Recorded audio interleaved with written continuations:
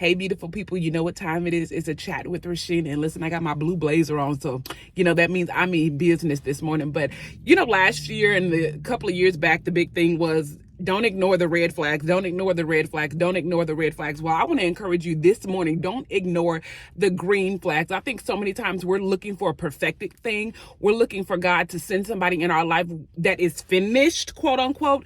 But we're all works in progress. God is always working stuff in us, with us, and through us. And listen, we're all evolving. We're all growing. Each year, you mature into a better you. Each year, you shed off different things. You shed off old ways, old mindsets, and you are ever evolving, ever becoming into the image of his dear son. So I think we do ourselves and the people that God sends in our life and a injustice, because we are so busy looking at what they are not, that we fail to see what they are and the value that's added in our lives. Listen, God won't ever send you a finished product. He's always going to send you, when you ask for things, when you ask and God opens up the door and he sends opportunity, it looks like work. It looks like work.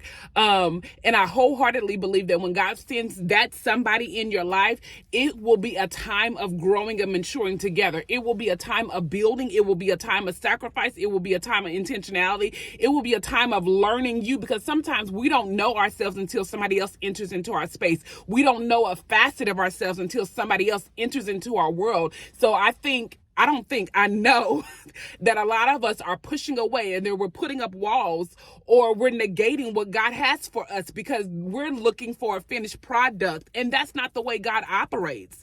That God's not going to send you a perfected person, because guess what? You're not finished.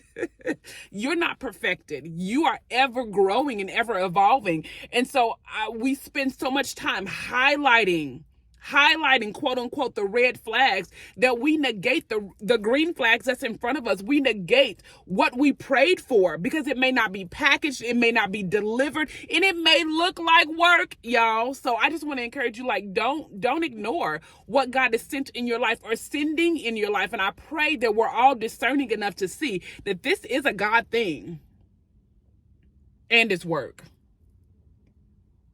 This is God being very intentional in your life, but it's work. These are the blessings of God. They are the blessing of God, and it's work. Okay. So a lot of times, like I said, we say we're ready for a relationship. We say we're that, but we go in with these preconceived ideas that they're going to come, they're going to fall out of the sky, and they're going to be perfect. They're going to be everything that we want them and need them to be, without putting in the work. Without putting in the work to grow, without putting in the work to grow together. So I encourage you this morning, take inventory of who you have in your life, and not just relationally, but in your friendships, in your family circle. Who has God sent in your life? And you've highlighted every red flag, but you failed to acknowledge the green ones. So yeah, look for the green flags today, okay?